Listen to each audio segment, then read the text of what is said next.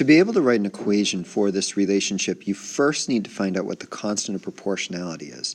And we do that by dividing back. We're going to do 31,104 divided by 6, and that gives us 5,184. Now, to make sure that there's a relationship, we need to do this for all of these.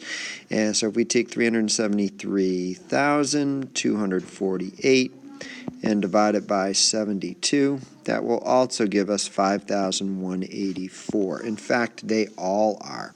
So that shows that the constant of proportionality, we can multiply each one of these numbers by 5184 to get that number over there. Now, to write the equation, Assessments has already given us the p equals. We just need to fill in the blank. So, using a as our variable, we're going to use our constant of proportionality, which is 5184, and then put a next to it, because it's 5,184 times the numbers in the square inches screen. And that is your answer.